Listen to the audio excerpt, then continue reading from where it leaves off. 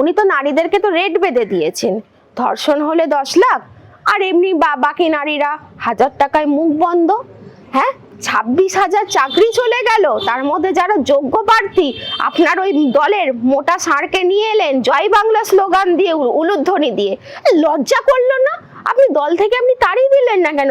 যখন জেলে গেছিলেন তখন তো বলেছিলেন দলের সাথে কোনো সম্পর্ক নেই, তাহলে যখন ওই ওনার আপনার চ্যাটার্জি বাবু মানে তখন যখন এলেন তখন তাহলে আপনি বললেন না কেন যে তুমি জয় বাংলা স্লোগান তুলবেন না? তাদের কান্না কারা দেখবে?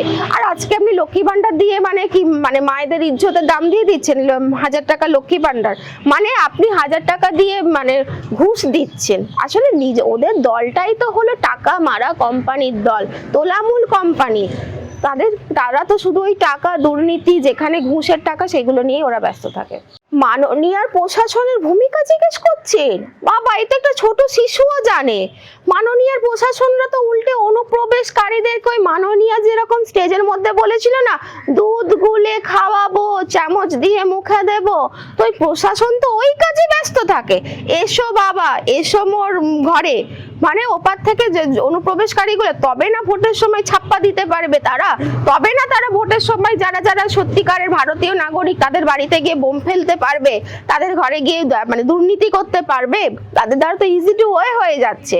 তাহলে নিউ টাউনের মতন জায়গাতে, সেখানে তো শাসক দলেরই এমএলএ আছে, এমপি আছেন, লোকাল কাউন্সিলররা আছে, তাদের চোখে পড়লে না? হ্যাঁ, ওখানকার লোকাল কাউন্সিলর গুলো কি করে তাদেরকে মানে আশ্রিত দিল? নর্মাল বাড়িতে তো আমাদের সাধারণ লোকের বাড়িতে তো একটা বাড়িতে টিন লাগালে সেখানে তো কাউন্সিলরদের কাছে চোখ পড়ে যায় কাটমানি টাকার জন্য, আর সেখানে তারা মানে অনুপ্রবেশকারীরা তারা রীতিমতন মানে বস্তি বানিয়ে ফেললো, রীতিমতন কলোনি বানিয়ে ফেললো, সেইখানে ওনাদের নজর পড়লো না? ওরা তো যে কোনো একটা 2-4টে ছোট ছোট হ্যাট হাউস পেলেই ওরা উত্তরণ বোর্ড লাগিয়ে দিচ্ছে। নিউ টাউনের মতন জায়গায় উত্তরণ বোর্ডটা লাগায়নি, সেখানে লিখতে পারতো তো যে বাংলাদেশি অনুপ্রবেশকারী উত্তরণ, সেখানে লিখলো না কেন? এরা হলো মানে পশ্চিমবঙ্গটাকে বাংলাদেশের আতুর ঘর বানিয়ে রেখে দিয়েছে, যে ওখান থেকে আসো, এসে এখানে দুর্নীতি করো। কি বলবো, ওখানকার লোকাল কাউন্সিলর সব থেকে তো মহাদোষী বলবো। লোকাল কাউন্সিলর গুলো কি করছিলেন ওখানে? এদেরকে যত কম বলবো ততই মানে ভালো। শুধু নিউ টাউন কেন, গুলশান কলোনিতে গিয়ে দেখুন, কসবাতে, সেখানে তো সেম জিনিস। ওখানে বাংলাদেশের আতুর ঘর, ওখানে পাকিস্তানের আতুর ঘর। এরকম কলকাতাতে বহু জায়গা আছে যেগুলো আমাদের চোখের অন্তরালে। দেখুন, নর্মাল বাড়িতে গিয়েও যান, সেখানে দেখবেন কেউ জানেই না কোন আব্দুল মোল্লা ফোল্লা কোথায় থেকে কে চলে আসছে, আপনি খুঁজে পাবেন না। তারা বলবে জানিই না। আমরা কিছুদিন আগে এসআর লিস্টে দেখেছিলাম না যে জয়প্রকাশ মল্লিক, তার কতগুলো তার বাচ্চা। এইভাবে আজকে 2002 এর পরে আজকে এই 2025-এ না হলে আমরা চোখে কালো ফেট্টি বেঁধেই থাকতাম, জনসাধারণের চোখটা বাঁধাই ছিল এতদিন ধরে। কোন পোস্টে আছেন? একজন এমপি হয়ে আপনি দেশের স্বরাষ্ট্রমন্ত্রী হয়ে আঙুল তুলছেন। আপনার কথা আর অমিত শাহের কাছে গিয়ে বালির মধ্যে 1 ঘটি জল ঢালা একই ব্যাপার। অনুপ্রবেশকারী কেন? তাহলে আপনার দলের ইউসুফ পাঠান, শত্রুঘ্ন সিনহা কোথায়? সেই তো আপনাকে বিজেপির ঘর ভাঙিয়ে এনে বাইরে থেকে পশ্চিমবঙ্গে প্রবেশ করাতে হলো, তাই না?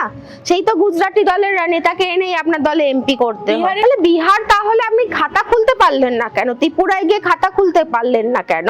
গোয়ায় গিয়ে খাতা খুলতে পারলেন না কেন? বড্ড তো আপনার মুখপাত্ররা গুলো বলে সর্বভারতীয় তোলামূল কোম্পানি যখন প্রেস করে, তাহলে তখন গিয়ে তাহলে কোথাও তো গিয়ে খাতা খুলেননি। বিহার কেন? পাশের রাজ্য আমরা তো দেখতে পাচ্ছি, উড়িষ্যায় কি ফলাফল। এবার বাংলাতেও 26-এ নির্বাচনেই বিজেপি আসছে।